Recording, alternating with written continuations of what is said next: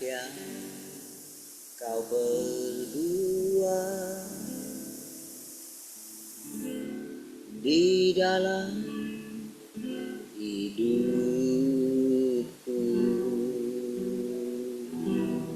rancangan indahmu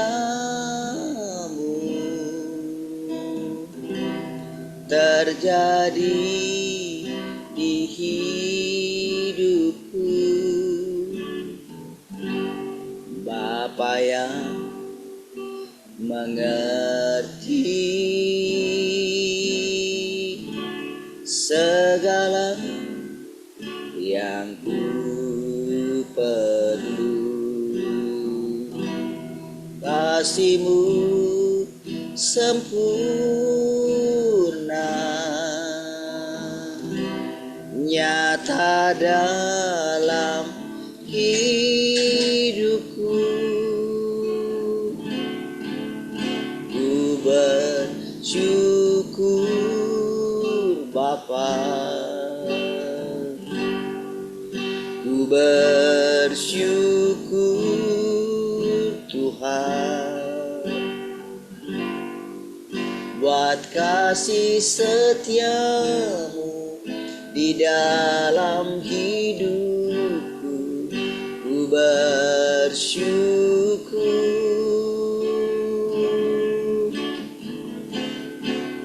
ku bersyukur Bapa, ku bersyukur Tuhan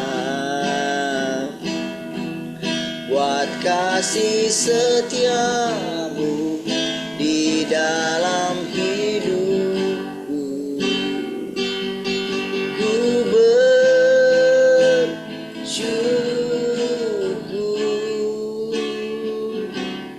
Tuhan. Banyak yang Kau perbuat, banyak yang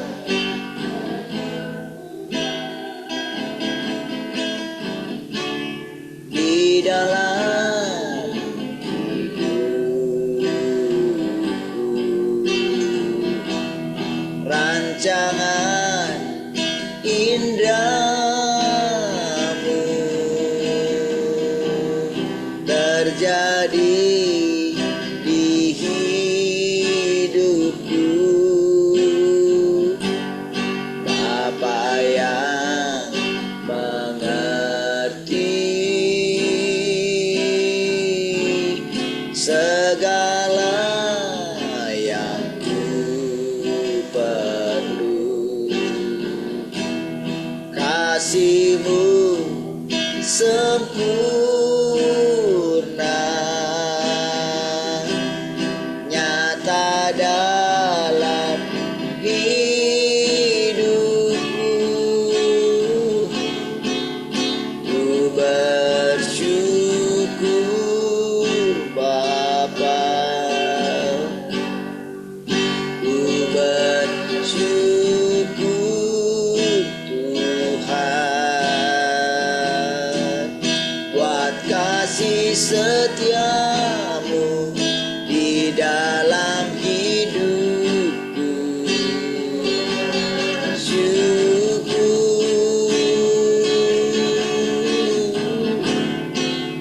Ku bersyukur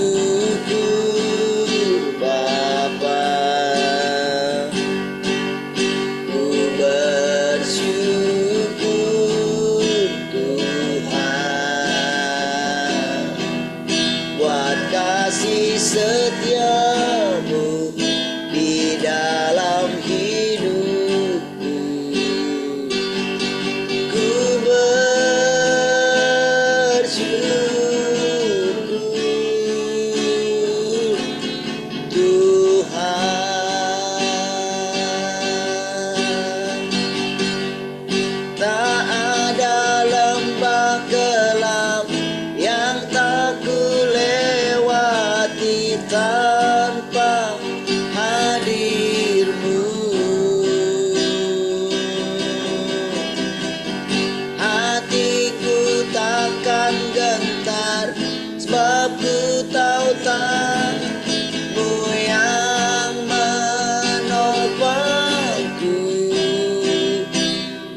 lembah kelam, tak ada lembah kelam yang tak ku lewati tanpa hadirmu.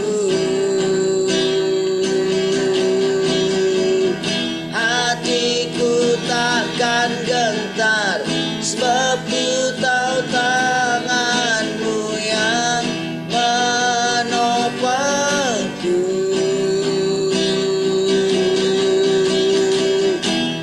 Kaulah Yesus, Kaulah Tuhan, hanya Kau ku percaya. Kaulah Yesus, Kaulah Tuhan, harapan hidupku.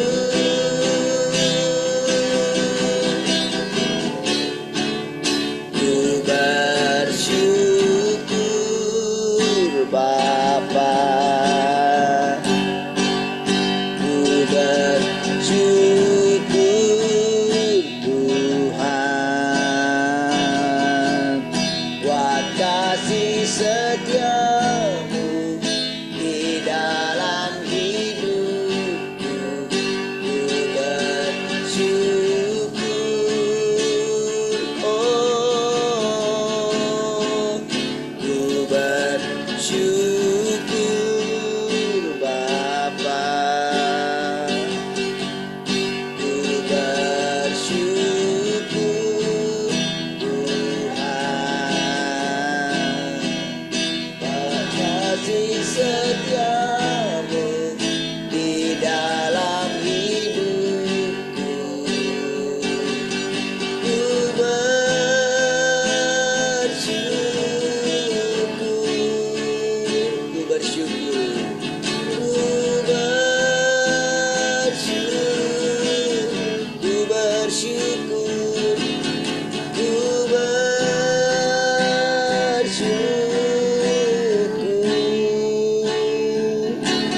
Tuhan.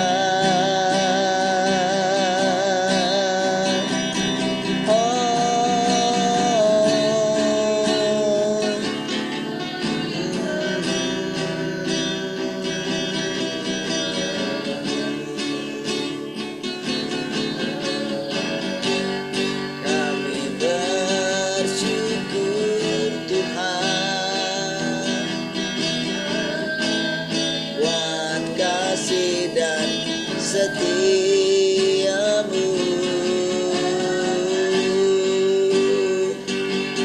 Kami bersyukur Tuhan,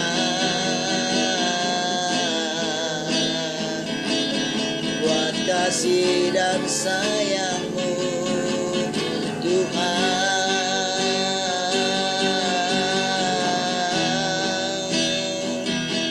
Biarlah hidup kami bagimu.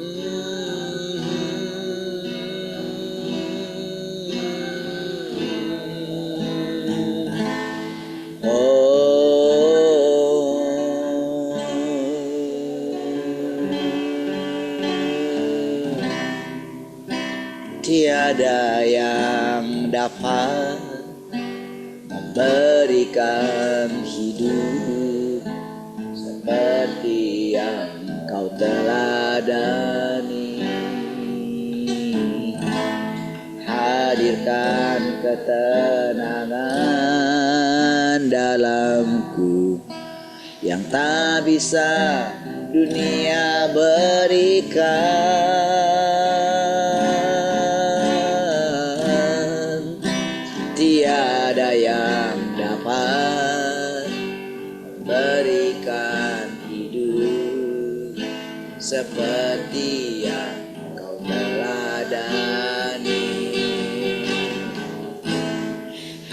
hadirkan ketenangan dalamku yang tak bisa dunia berikan.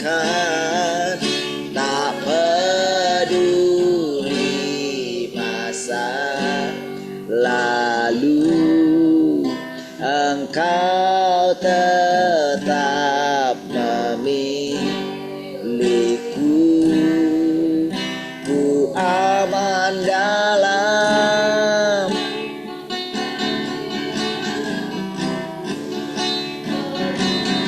ikan. Engkau setia, selamanya Kau setia.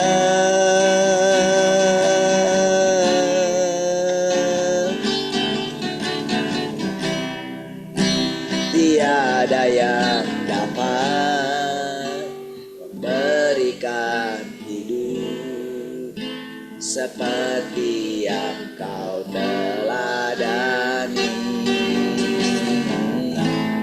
Hadirkan ketenangan dalamku yang tak bisa dunia berikan. Tak peduli masa lalu, Engkau tetap memilikiku. Ku aman dalam hadirat-Mu. Kau buktikan Engkau tak peduli, tak peduli masa lalu, Engkau tetap memilikiku. Ku aman dalam hadirat-Mu. Kau buktikan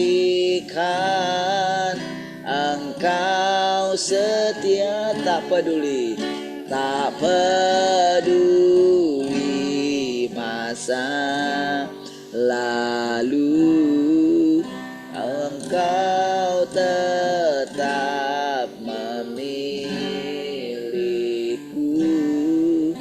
Ku aman dalam hadirat-Mu. Kau buktikan Engkau setia, selamanya Kau setia. Selamanya Kau setia.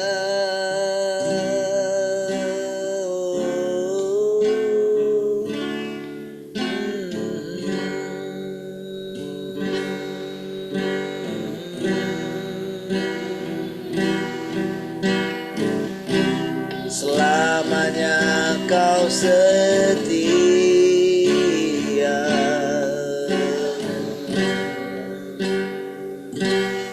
Oh, oh,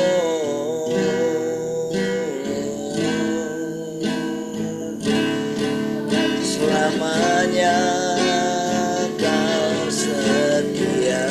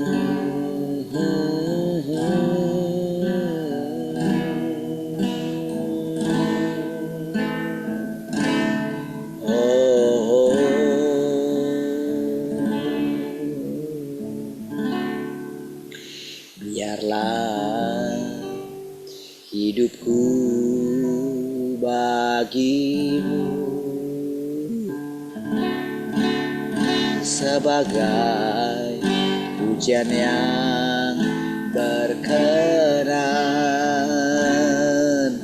dalam perbuatanku dan perkataanku. Ku sembah Kau Tuhan selalu. Aku kan bernyanyi setiap hari, bersyukur buat nafas yang Kau beri. Dari pagi hari hingga datang malam, ku sembah Kau Tuhan selamanya. Biarlah hidupku bagimu Tuhan, biarlah hidupku bagimu sebagai pujian yang berkenan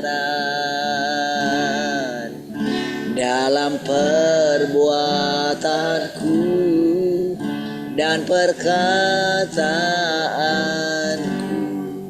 Ku sembah Kau Tuhan selalu. Aku kan bernyanyi setiap hari, bersyukur buat nafas yang Kau beri. Dari pagi hari hingga datang malam, ku sembah Kau Tuhan selamanya. Seumur hidupku ku sembah Kau Tuhan selamanya. Seumur hidupku ku sembah Kau Tuhan selamanya. Seumur hidupku ku sembah Kau Tuhan selamanya. Seumur hidupku ku sembah Kau Tuhan selamanya. Ku sembah Kau Tuhan selamanya. Ku sembah Kau Tuhan selamanya.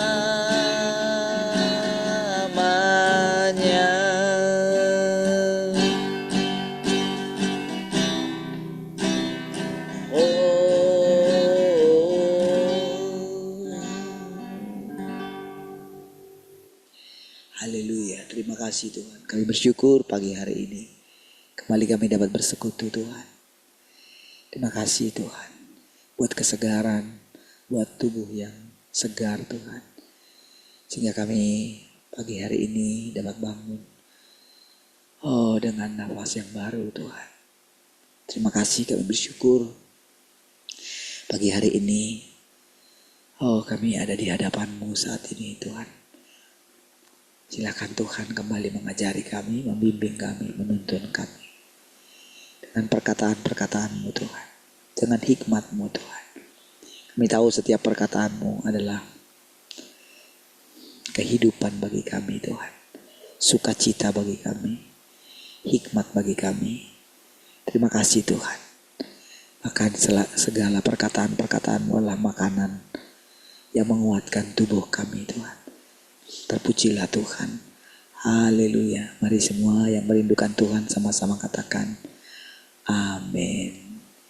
Baik, puji Tuhan. Shalom semua. Selamat pagi.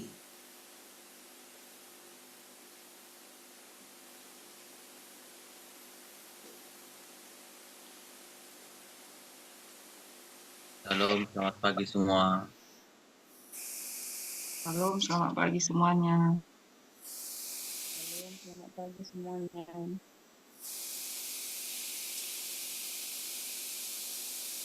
Shalom, selamat pagi semuanya.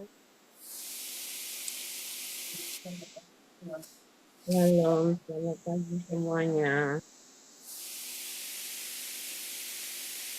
Baik, puji Tuhan. Sudah selamat pagi semua. Di radio, ya?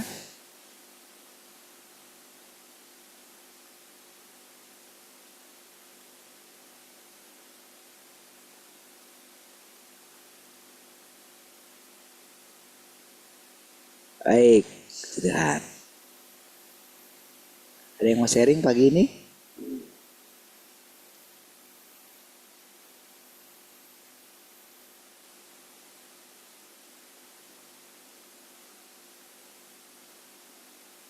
Enggak ada? Mami mau sharing? Kakak.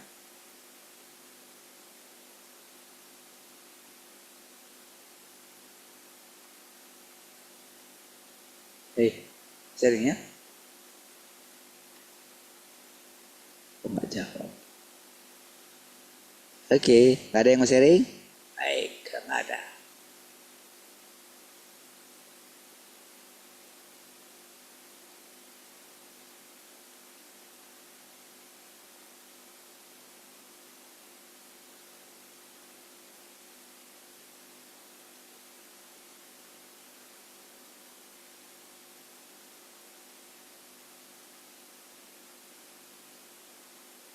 Baik, mari kita lanjutkan.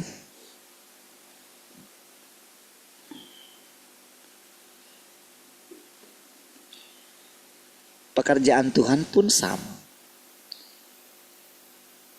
Pekerjaan ini hebat, tetapi akan tiba saatnya pekerjaan itu berakhir. Pekerjaan itu tidak bisa selalu tinggal di tengah-tengah pekerjaan penciptaan atau di tengah pekerjaan penyalipan. Betapapun meyakinkannya pekerjaan penyalipan, betapapun efektifnya pekerjaan itu dalam mengalahkan iblis,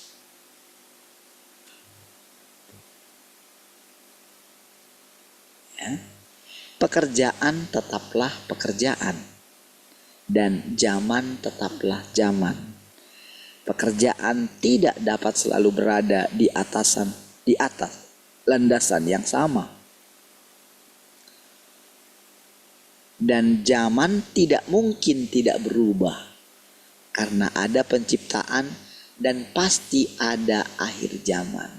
Jadi saudara, sekarang kita mengerti ya tentang arti akhir zaman gitu. Ya. Jadi akhir zaman saudara bukanlah akhir segala sesuatu. Zaman itu adalah satu era gitu. Satu zaman. Makanya zamannya apa? Zaman Taurat. Lalu zaman apa? Zaman kasih karunia. Sekarang zaman apa? Zaman kerajaan. Gitu ya. Kan Tuhan juga akan menjanjikan, bertobatlah karena kerajaan Allah sudah dekat. Dia memberitakan kerajaan, zaman kerajaan ini. Gitu. Ya, nah jadi kalau saudara dengar misalnya orang khotbah, saudara lihat di YouTube gitu kan, akhir zaman. Gitu. Nah biasanya kan mereka selalu yang mereka bahas itu adalah tentang peristiwa-peristiwa yang terjadi kan gitu kan. Itu aja saudara tahunya. Gitu. Itulah gagasan manusia ya. Nah sementara bagi Tuhan itu akhir zaman adalah akhir dari satu zaman gitu. Ya. Dan zaman kerajaan pun akan ada akhirnya dan kita masuk kepada zaman yang baru lagi. Kerajaan 1000 tahun kan ada kan? Lalu setelah itu langit baru, bumi baru gitu ya. Ya. Nah, bahkan dikatakan kalau Tuhan sekarang ada di antara kita, ya kan? Kan sebetulnya juga kalau kita ketahui Tuhan kan ada di dalam segala sesuatu. Tetapi kenapa dulu terjadi bagaimana pemberontakan mereka itu begitu luar biasa, saudara? Apakah Tuhan tidak memenuhi segala sesuatu? Ya kan? Tuhan memenuhi segala sesuatu. Nah, jadi kalau dikatakan Tuhan ada di segala tempat gitu. Tapi kenapa mereka tidak mendengarkan perkataan ini? Kenapa orang-orang lain gitu kan? Kenapa mereka tidak melihat kedatangan Tuhan yang kedua kali?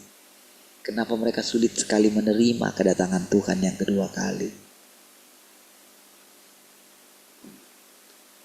Kalau kita di sini, saudara, benar-benar sudah melihat Tuhan, gitu. Kenapa tidak setia? Gitu kan? Kenapa lebih memilih tidur daripada berjumpa dengan Tuhan? Kenapa lebih memilih larut dalam masalah daripada memiliki hati yang sudah berjumpa dengan Tuhan?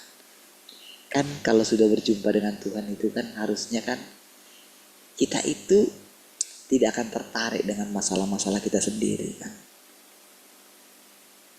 Kalau kita sudah berjumpa dengan Tuhan, pemilik masa depan, pemilik kehidupan, pemilik nasib kita, masa kita itu, saudara, masih larut dengan nasib kita, larut dengan masalah kita, larut dengan mimpi-mimpi kita gitu. Mau inilah, mau itulah, anakku harus jadi seperti inilah, anakku begini. Kan itu kan semua keinginan gitu. Ya kan? Sementara kita itu sudah ada di zaman dimana eranya Tuhan itu ada di antara kita. Akan tiba masanya satu zaman lagi di mana Tuhan itu akan meninggalkan kita. Tentu bagi kita, saudara, yang sudah mengalami Tuhan ada di dalam kita. Kita hidupi dia kan.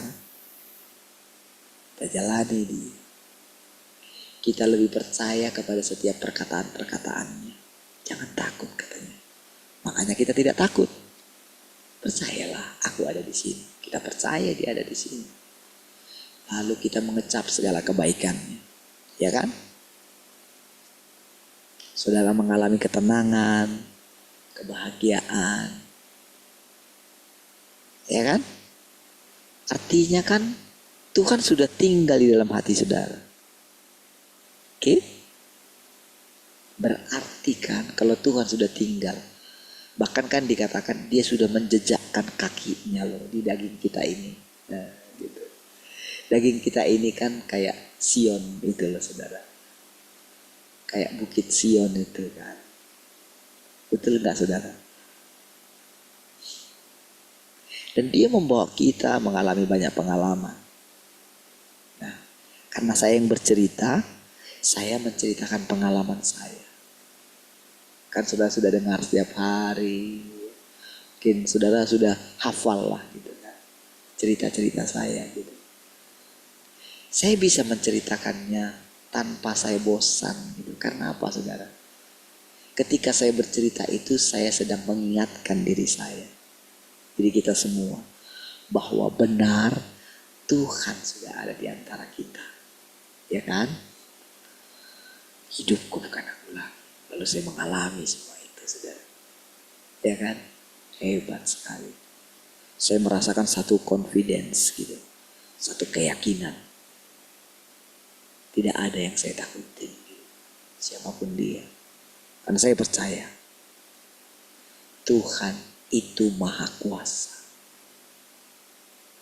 Setiap kata-kata saya pasti terjadi.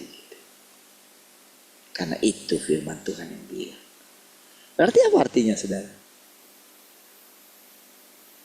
Berarti kan sekalipun Tuhan itu meninggalkan kita, mungkinkah Tuhan itu meninggalkan kita? Ya kan? Tetapi saudara, bagi orang yang tidak mengalami zaman kerajaan itu, yaitu zaman di mana Tuhan menghakimi kita, tentu akan ada satu penderitaan yang luar biasa lagi.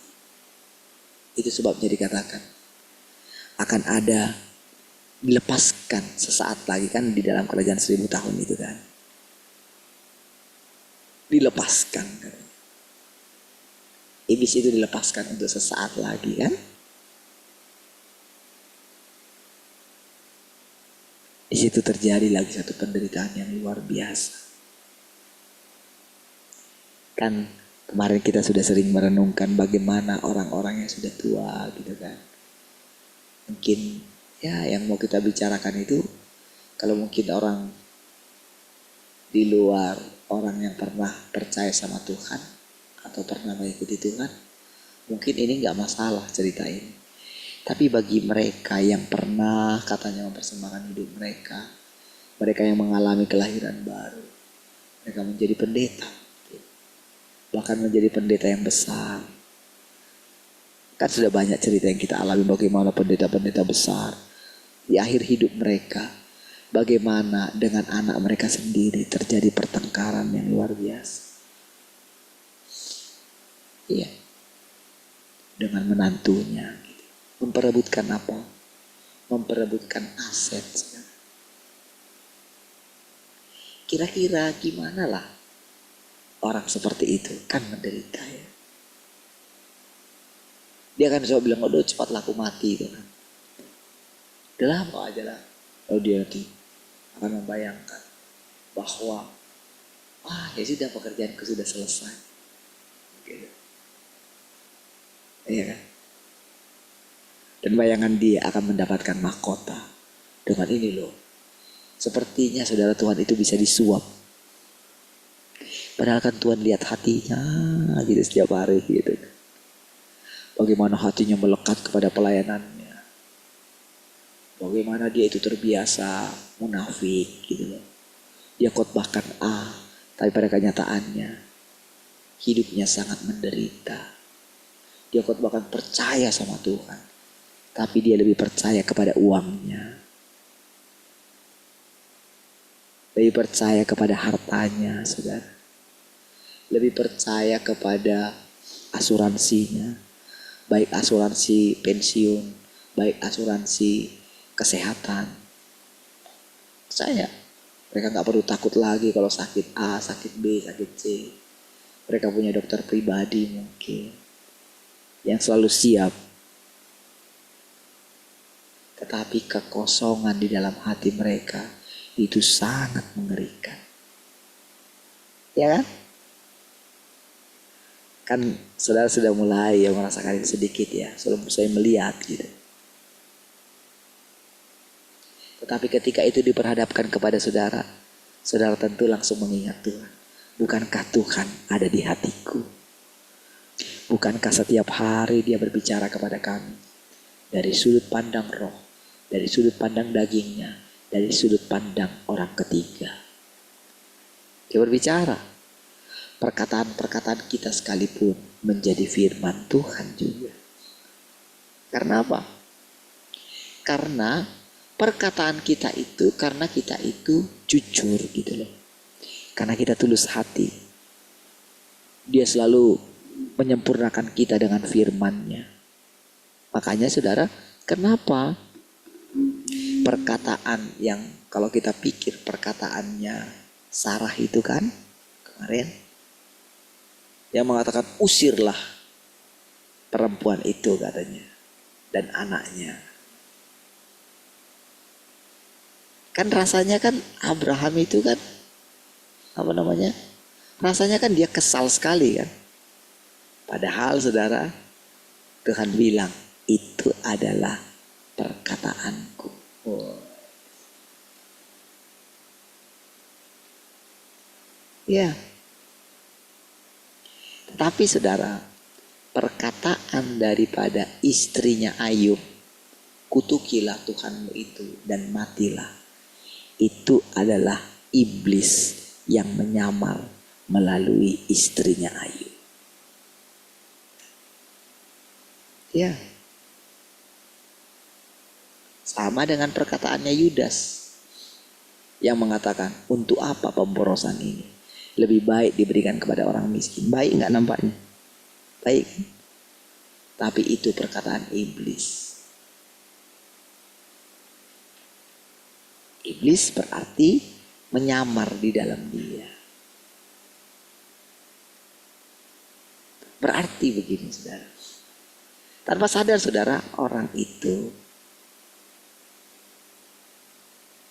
kalau dia itu percaya kepada dirinya sendiri, kalau dia tidak bergumul dengan bagaimana percaya kepada Tuhan, kalau seseorang tidak bergumul tentang takut akan Tuhan, tentu mereka akan sering dipakai oleh iblis. Artinya tubuh mereka, mulut mereka dipakai oleh iblis. Berarti kan mereka itu menjadi hamba iblis kan? Saudara sekarang lihat pemisahan itu saudara. Makanya pilihan di tangan kita saudara. Kita punya banyak alasan saudara.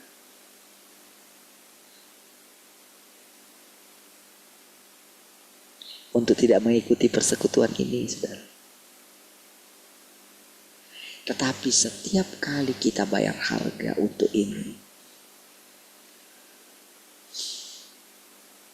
sedikit saja saudara bayar harga, itu diperhitungkan oleh Tuhan. Iya.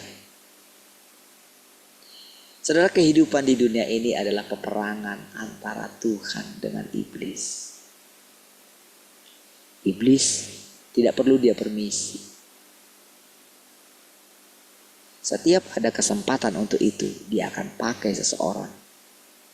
Ya.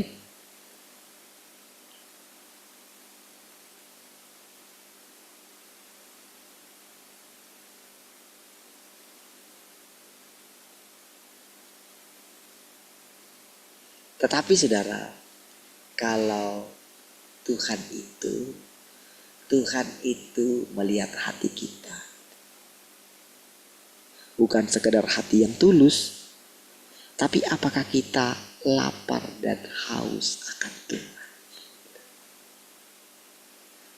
Oh, Tuhan sudah berikan kepada kita lapar dan haus pertama kali. Tapi apakah kita menjaga rasa lapar dan haus akan berjumpa dengan Tuhan? Apakah kita mencari kebenaran? Carilah dahulu kerajaan Allah dan kebenaran. Apakah kita tetap punya sikap seperti itu? Tuhan yang tahu.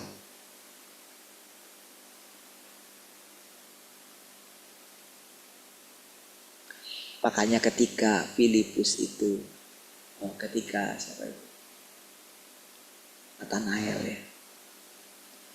Ketika Nathanael itu, dia itu membangun satu kebiasaan berdoa gitu. Di bawah pohon katanya kan. Dia sering sekali ada di sana gitu. Dan dia melihat satu penglihatan yang surgawi. Tuhan melihat itu kan.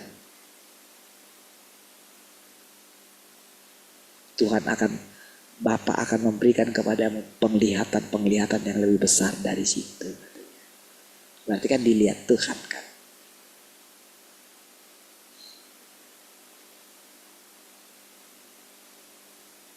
Kapan dia lihat itu? Sama seperti saya ketika saya dulu kan. Ketika baru-baru saya bertobat itu. Kan Tuhan bilang sama saya, Waktu saya masih kerja dulu kan. Dulu waktu awal-awal sebelum saya full time. Coba kamu dekatin orang itu. Pasti mereka membicarakan firman. Padahal itu di pasar, saudara. Saya ingat di pasar Sungai Harapan itu, saudara.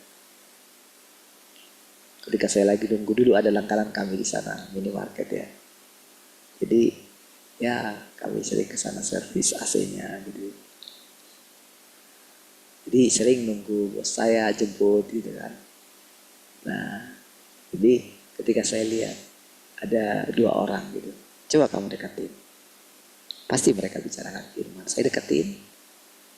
Betul saudara, mereka bicarakan firman. Jadi saudara, saya boleh bayangkan gimana Tuhan Yesus ketika dalam satu perjalanan gitu kan. Sebelum dia mulai pelayanannya itu loh saudara. Kan dari umur 12 tahun saudara, kalau saudara lihat. Yesus itu kan sudah benar-benar bisa tahu kan. Bahwa dia harus ada di rumah bapaknya kan. Jadi dari umur 12 tahun, coba bayangkan saudara.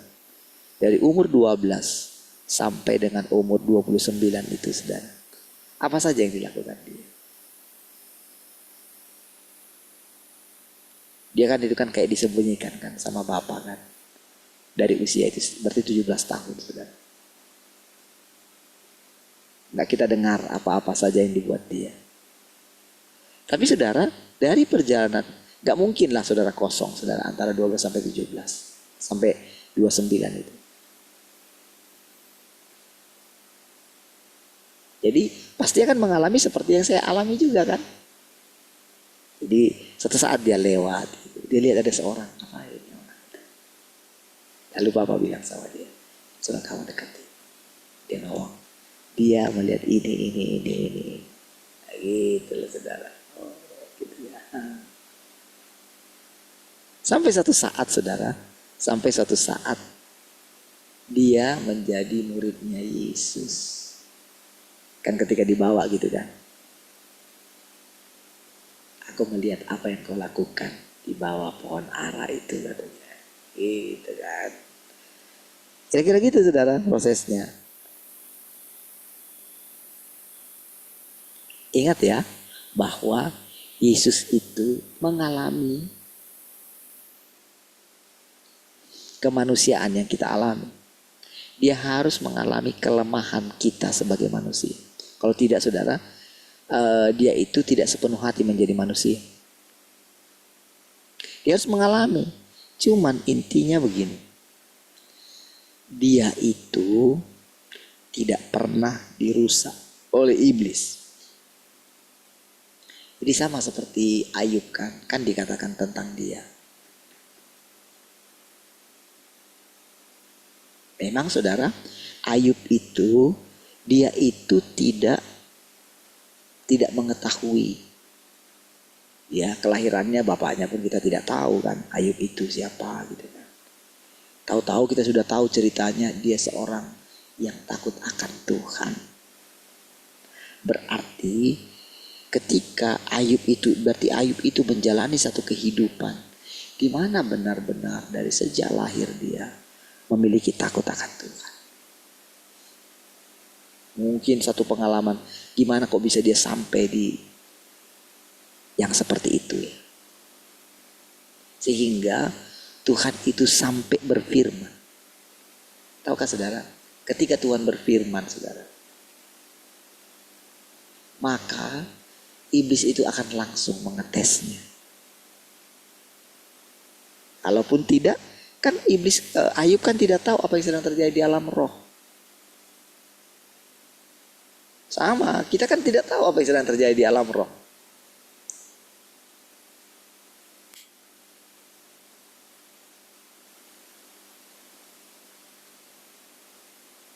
Ketika Tuhan berfirman tentang kita, mana kita tahu.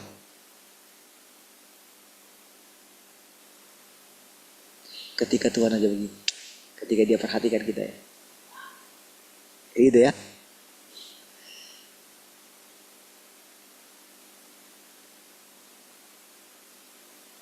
Itu saudara, mau tidak mau saudara, karena dia ingin melihat kita lebih wow lagi, pasti kita harus disempurnakan. Dipakailah iblis. Nah, kan gitu kan. Iblis kan yang bisa membuat kita menderita. Tuhan mana bisa membuat kita menderita, saudara? Nggak bisa. Artinya saudara, itu bukan domainnya dia. Bapak itu Bapak yang penuh kasih.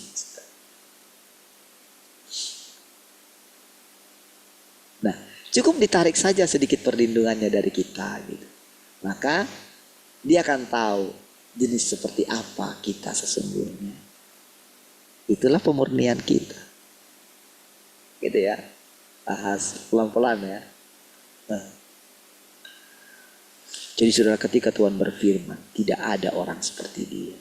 Wow, hebat. Tapi tentu saudara, kan iblis selalu datang mendakwa katanya. Ya kan? Cuman dia sudah berfirman gitu.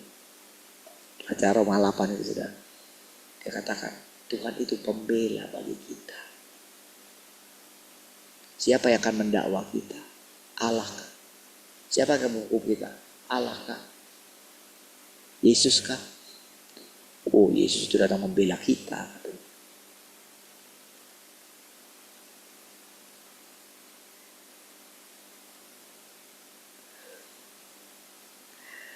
Nah, jadi saudara, ketika Yesus itu menjalani kehidupan dia, terdengar suara dari surga. Inilah anakku yang kukasihi. Padanya lah aku berkenan. Sisi lain. Inilah anakku yang kukasihi. Dengarkanlah dia. Itu sampai kedengaran. Audible gitu.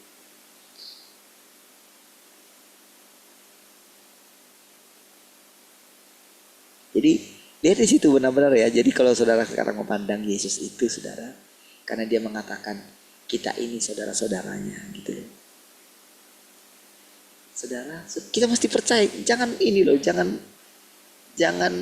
buat apa yang dikatakan oleh Tuhan Yesus itu menjadi kayak sandiwara gitu. Setiap yang dikatakan itu pasti jadi, saudara. Itulah firman Tuhan, saudara. Jadi gak sembarang Tuhan itu bicara. Makanya saudara, dulu kita itu diajarkan sama Tuhan kan bilang apa? Hati-hati dengan perkataan. Berarti kita mesti hati-hati loh dengan perasaan kita loh. Jangan-jangan nanti kita diobo-obo juga sama iblis dengan perasaan kita. Jagalah hatimu katanya. Setiap satu perkataan kita katanya, itu nanti akan dihakimi di akhir zaman. Katanya kan gitu kan. Akhir zaman yang mana? Orang selalu pikir nanti akhir zaman tuh akan ini ada pengadilan putih. Aduh, kalau sudah sampai di situ udah selesailah kamu, kira-kira kayak gitu loh. Ngapain mikirin yang nanti? Sekarang ini nyata-nyata loh penghakiman.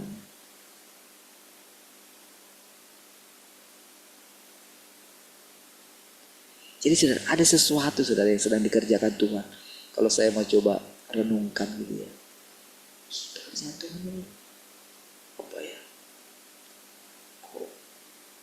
Kok makin lama pekerjaan Tuhan ini kok makin memasuki detail-detail yang sangat detail gitu.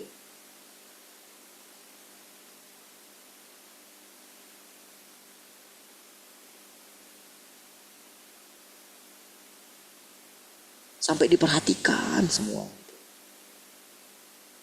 Iya.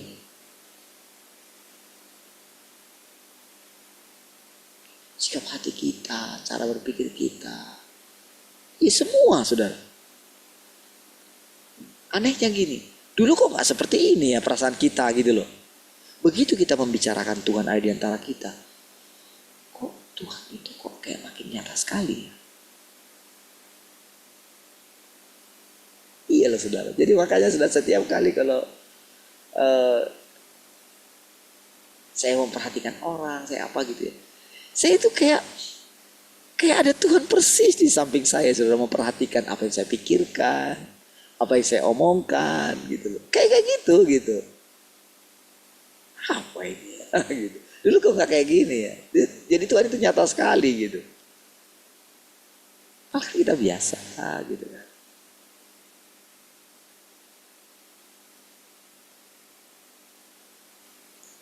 Ingat saja, jadi saya ketika membayangkan Abraham ketika dia kesal sama istrinya itu ya.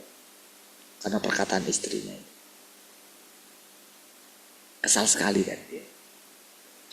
Tapi ternyata perkataan istrinya itu adalah perkataan Tuhan.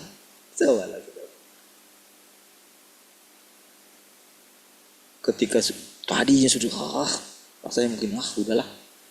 Toh ini juga ini kok dari sini kok aku punya anak katanya. Kan dia kan bisa berpikiran seperti itu.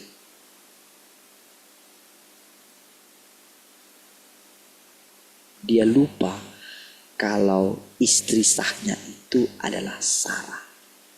Dan dari sana Sarah lah harus lahir anak perjanjian itu. Iya. Bukan anak budak. Bukan dari perempuan budak. Harus dari perempuan merdeka. Iya. Cara Tuhan itu. Karena kan nanti tentang keturunan Abraham kan Tuhan sudah mempersiapkan satu perjanjian.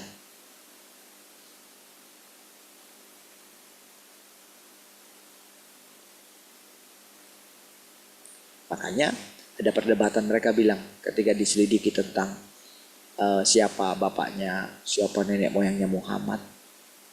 Jadi mereka itu bilang kalau nenek moyangnya Muhammad itu bukan Abraham. Artinya dia bukan dari keturunan Ismail. Ya mereka sendiri yang akui. Dari ulama-ulama mereka. Ya perdebatan. Oh ya sudah kan mereka yang akui kata si itu. Si tanpa lagi. Ada ini YouTube-nya tanpa lagi. Jadi mengenai keturunannya Abraham. Jadi itu saudara benar-benar harus dari si Sarah ini. Jadi pekerjaan Tuhan itu bisa diselidiki sampai ke sana. Karena kan Tuhan kan dia kan tahu nanti.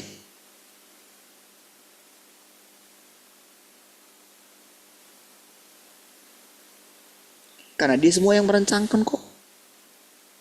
Tuhan itu adalah sejarah. Iya. Tuhan yang mengatur sejarah semuanya. Tidak ada satupun yang terjadi di dunia ini tanpa pengendalian Tuhan. Lihat itu. Tuhan sang pengendali itu yang mengendalikan alam semesta, yang mengendalikan kita kan nggak tahu sejarah-sejarah nenek moyang kita kan. Nggak tahu kan. Tapi garis hidup kita jelas semua di hadapannya. Seperti dia memandang telapak tangannya. Makanya ketika saya ceritakan sama saudara perjalanan saya. Ya, Tuhan kayak buka bagi saya gitu. Ini dong. Dari kamu melihat semua itu, lihat. Kalau kamu sampai hari ini, lihat.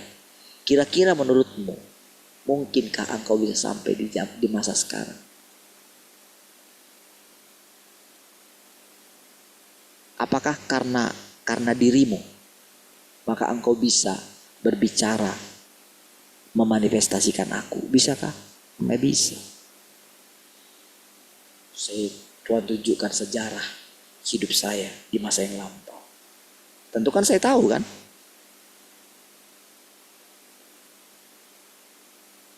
Kadang-kadang saudara saya itu bisa ingat ketika saya pertama kali diwawancarai di PT Philips, saudara. Iya, saya masih kerja waktu itu. Jadi bos saya, saudara, wah berat saudara. Karena saya bilang saya mau cari kerja. Bos, gitu. Saya sudah siapkan lamaran saya. Saya lamar lewat apa? Lewat dulu kan yang terkenalkan Tunas Karya ya. Penyalur kan. Saya masih ingat itu gajinya dibilang 99.000. Jadi dulu basic gitu ya. Pokoknya 99.000 lah. Saya masih ingat kalau Astra dulu ya. Yang sekarang apa namanya Astra itu? Sekarang apalah ya.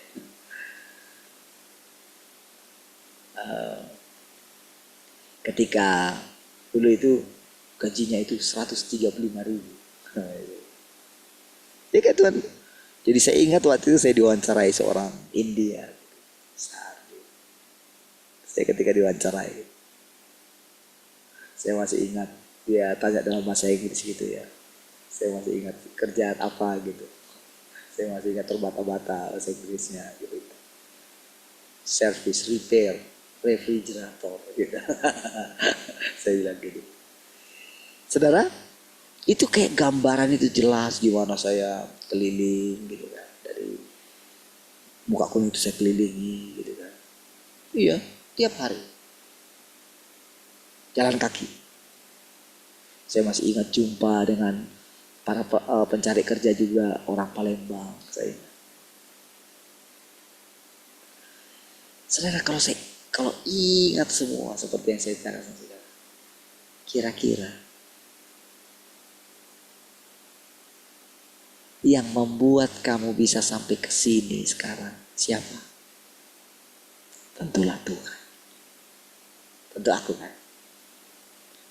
Jadi dari situ saudara, saya jadi bisa Tuhan tunjukkan semua jelas gitu. Saya ingat ketika perasaan saya, ketika saya kehilangan bapak saya, gitu. Jelas sekali saudara, semua peristiwa itu. Di mana saya cari obat, di mana saya ketika saya bersama-sama di situ, kami keliling gitu, kami berdoa gitu, kami serahkan, ku serahkan bapakku ke dalam tangan Tuhan. Matilah bapak saya, meninggallah bapak saya. Itu Tuhan tunjukkan dengan jelas. Kayak segar semua ingatan itu ketika saya bercerita kepada saudara. Itu yang meyakinkan saudara. Terus setiap hari kita boleh melihat Tuhan itu sendiri. Ya. Seperti itulah caranya Tuhan membimbing saudara juga.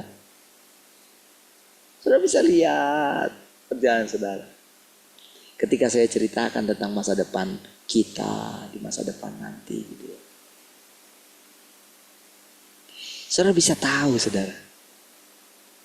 Perbedaan saudara dengan orang-orang yang lain yang belum berjumpa dengan Tuhan yang Maha Kuasa ini. Saudara. Orang-orang yang belum mengalami penampakan Tuhan. Saudara kan harus bisa bedakan saudara, diri saudara dengan mereka.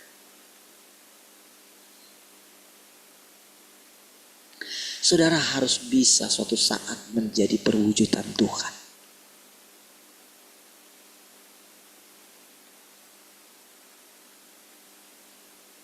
Ketika kita setia, saudara, duduk di kakinya mendengarkan perkataannya, kan mau tidak mau kan, kita itu kan akan tahu hatinya Tuhan, saudara.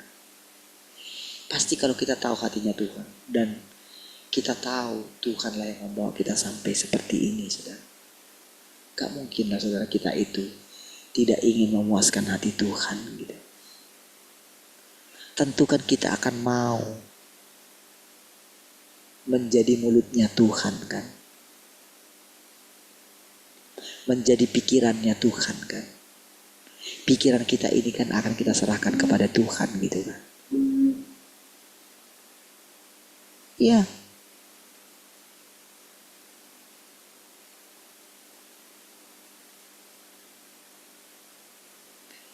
Tentu setiap kali kita melihat orang saudara, kita akan cari cara gitu. Gimana ya Tuhan supaya orang ini bisa mengalami, melihat Engkau ya Tuhan. Karena kalau ini setiap hari kita bersama dengan orang gitu kan.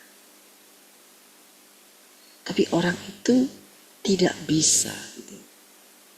Tidak bisa melihat Tuhan di dalam kita itu saudara. Kan kita pengen sekali cerita. Sama seperti Yesus. Dia pengen sekali saudara menceritakan tentang Bapaknya itu. Kepada murid-muridnya. Tapi murid-muridnya itu terlalu kagum dengan mujizat-mujizat saja saudara. Mereka tidak memiliki hati seperti Maria. Padahal saudara, Maria itu punya batasan, dia perempuan. Ya saudara. Tentu saudara nanti akan hati-hati. Gak boleh dekat-dekat dengan Tuhan. Kamu perempuan. Kan gitu kan. Apalagi mungkin latar belakangnya dia bagaimana. Lihat saja perempuan yang mengurapi Tuhan itu.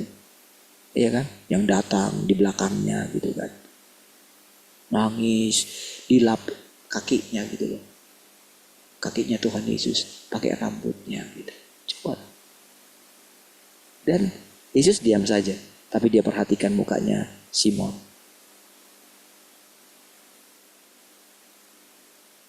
Simon katanya.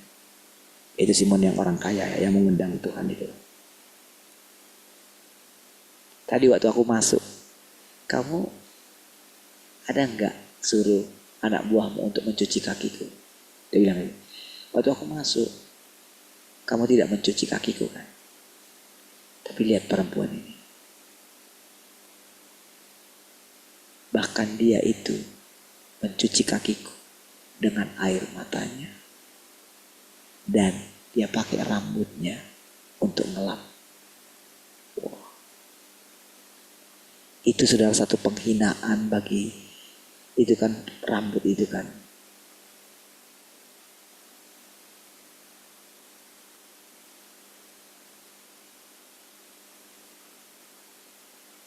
Coba saudara, ketika kemarin di kolam ini kan, top 100 kan. Kan naik ban gitu kan. Kan rame sekali padat orang. Kan kaki kita kan kayak ini. Coba ketika mau dekat dengan orang gitu kan. Waduh. Kita akan tahan, apalagi sudah bercampur semua. Perempuan, laki-laki. Ada orang penuh saudara di jalur itu gitu kan. Gimana gitu. Bayangkan Tuhan Yesus. Ya kan? Maria ada di sana semua.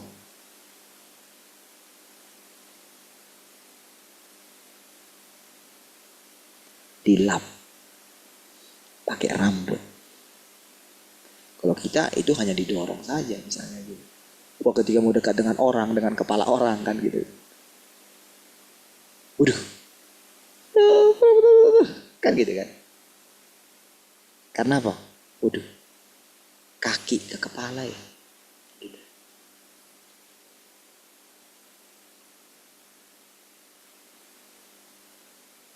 Tapi lihat saudara. Bagaimana orang itu yang dilihat dia bukan manusia. Tapi Tuhan.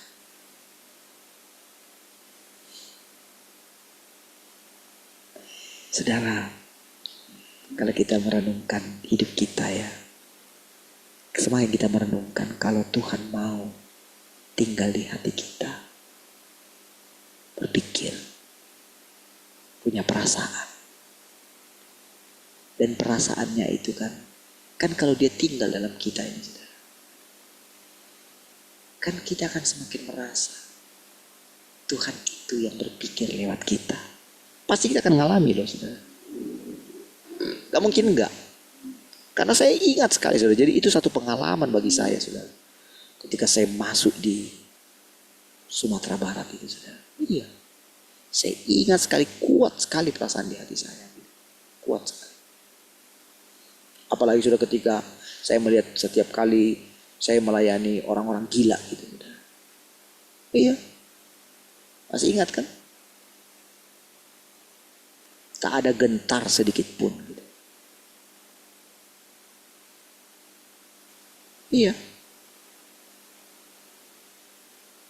Ketika menghadapi orang-orang yang ini sudah berjilbab, dia tahu saya pendeta. Dia boleh mengatakan, Allah ada di sini Pak. Dia nangis gitu. Dia merasakan hadirat Tuhan.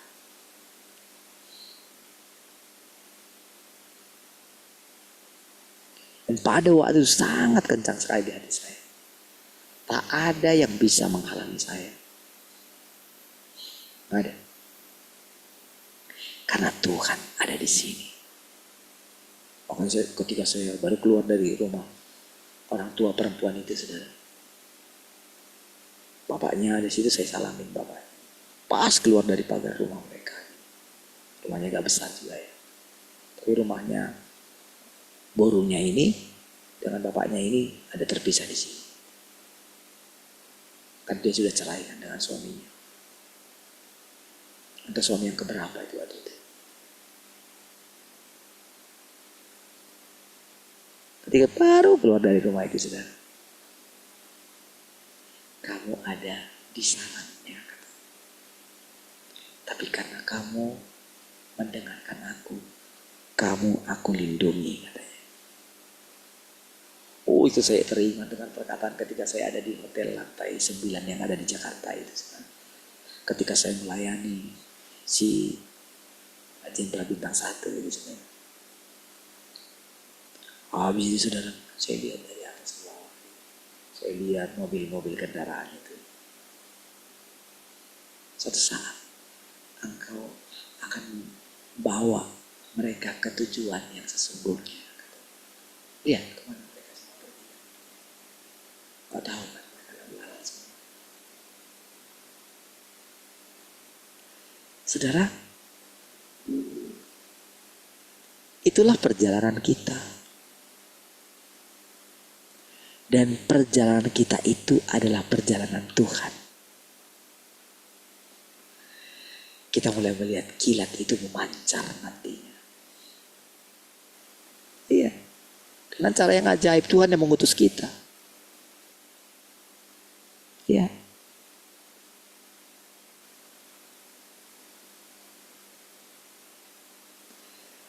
Saudara, ketika kita bersekutu setiap hari gitu ya. Tuhan berbicara kepada kita. Dan Tuhan itu makin lama makin menunjukkan pekerjaan. Iya. Tanpa sadar, saudara. Kalau misalnya dia itu lagi membangun di alam roh gitu ya. Dia ngutus kita ke satu tempat gitu. Tempat itu, jangan saudara lihat sekarang tempat kita ini Batam gini. Tapi lihatlah pekerjaan Tuhan. Dan memang kota di mana kita itu, tempat di mana kamu injak akan jadi milik pusaka kamu, katanya. Itu firman Tuhan kan? Lihat bagaimana saudara ketika kita ada di sini, saudara. Ingat waktu itu, saudara? Gimana tempat ini saudara mau dikuasai gitu kan? Ingat? Ini semua ruko kami, katanya. Dia kau gitu. Dengan pongahnya dia, dia bakar semua, dia buat jadi hitam semua. Berapa lama dia bertahan? Dia pikir dia menghadapi seorang pendeta miskin gitu kan. Aku bisa, karena aku yang punya ruko ini kan temanku, katanya. Dia buat pabrik tai ayam di samping kita. Itu awalnya, saudara, kita renovasi ruko 3 itu depannya, saudara. Itu awalnya. Supaya karena si Uli, udah marah-marah, gak bisa napas lu, Pak. Gitu, waduh.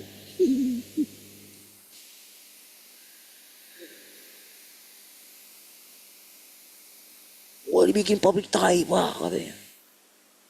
Belum lagi kalau mereka waktu itu mereka nyemprot pakai itu. Gitu. Gak bisa napas, Pak.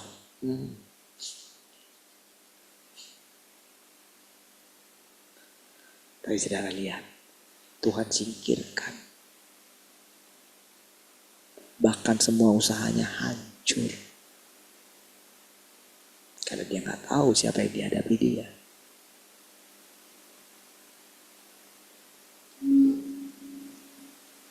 Iya. Tapi cara perlahan, saudara, Tuhan tunjukkan. Lihat bagaimana kota kita ini, saudara, dibangun terus. Kita gak perlu terlalu ngurusin itu. Kita kan gak pernah mendoakan Batam ini, dulu aja kita doakan kan. Iya kan? Tapi sekarang, saudara, ketika kita itu tanpa sadar membawa Tuhan setiap hari di kota kita ini.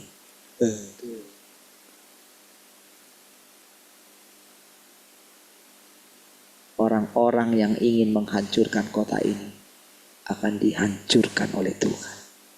Tuhan akan membawa orang-orang yang akan membangun kota ini. Tapi kita nggak perlu ngurusin itu. Urusan kita, pandanglah Tuhan. Ya, pandang Tuhan. Oh, dia mau menjamah keluarga kita. Dia mau mengganggu keluarga kita. Jangan takut. Tetaplah tenang. Kan pasti kan akan kita ngalami juga ketika saya lihat gitu. Ketika saya bilang mertua saya kayak gitu.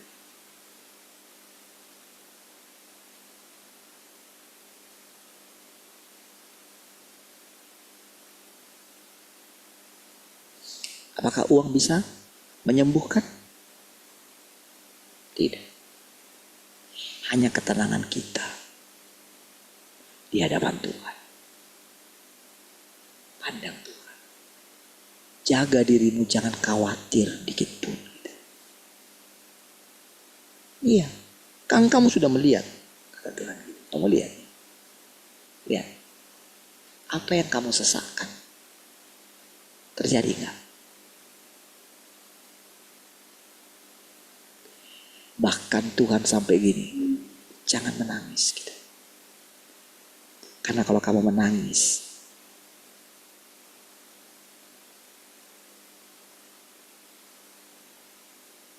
itu akan membuat aku menangis. Berarti kalau aku menangis, kamu menambah penderitaanku kan. Ya. Jadi kan sekarang kan perasaan kita ini kan, gini loh, dilema loh Tuhan itu, saudara. Ketika dia bilang dia itu datang dan mau masuk di rumah kita, dilema loh, saudara. Dia kan harus turut membersihkan rumah kita. Karena dia pembersih, dia kudus. Makanya dia katakan jadilah kudus. Kan dia yang memutuskan untuk mengunjungi kita, bukan kita, bukan kamu yang cari aku, tapi aku yang cari kamu. Dilema. Tapi apa yang dia sudah putuskan, dia akan perjuangkan. Sudah mesti pegang itu, sudah.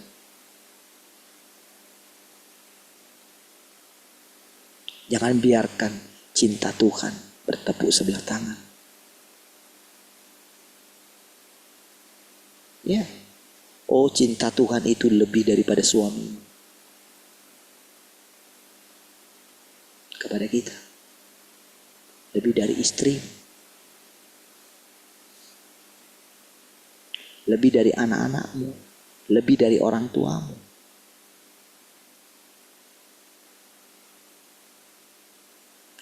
Ketika kita mencintai Tuhan, Dia tidak akan pernah membuat kita itu menangis lagi. Iya. Jadi ketika kita tuh menangis, kenapa kamu menangis?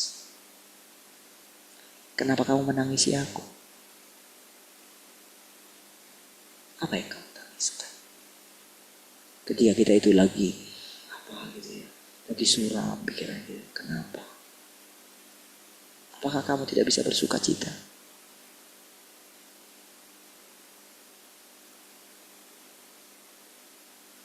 Lihat aku yang kerja.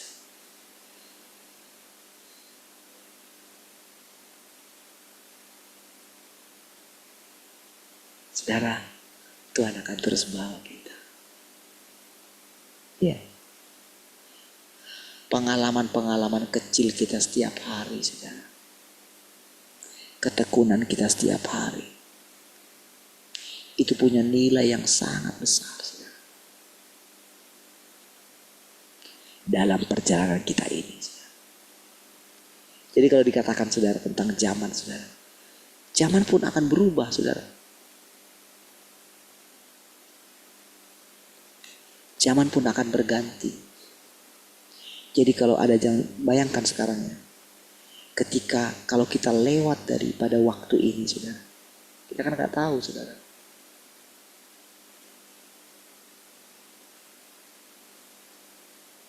Kita kan masih ingat kan di zaman dimana kita itu tidak punya Tuhan seperti sekarang. Sudah pasti ingat kan? Iya. Saya masih ingat lah gimana waktu saya, saudara, benar-benar gimana lah menjalani kehidupan percaya sama Tuhan. Iya. Gimana lah coba ketika kalau misalnya waktu saya itu misalnya sakit itu, saudara, tiba-tiba misalnya saya dipenuhi dengan ketakutan, gimana kalau saya mati, gimana nanti anak saya, betapa menderitanya kalau saya dikuasai pikiran seperti itu. Iyalah, saudara, oh ini karena salah kamu, oh karena kayak gini, gimana lah coba masa-masa tegang ketika pihak bank mendatangi rumah kami, saudara.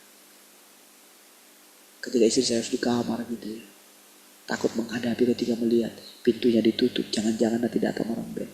Kalut kan.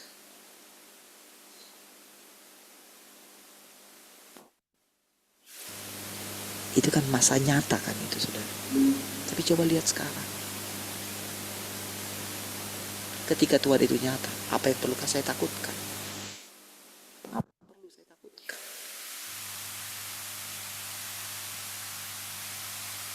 Itu kan dua kondisi yang berbeda, saudara. Zaman yang berbeda itu, saudara. Ketika suatu saat saya merenungkan, ketika saya sendiri gitu, ketika pas nggak ada uang untuk bayar gitu kan, berhenti untuk itunya, saudara, transfernya. Ketika saya datang sama Tuhan, jangan-jangan ini karena ambisi saya. Iya. Tapi kalau memang harus rumah itu ya sudah. Nanti begini saya jual, nanti kayak gini, udah berapa nanti uang itu saya bayarkan untuk uang sewanya berapa, 1 tahun mungkin, 2 tahun mungkin. Sudah, setelah itu saya tahu. Tapi apakah itu terjadi? Bandingkan dulu dengan sekarang.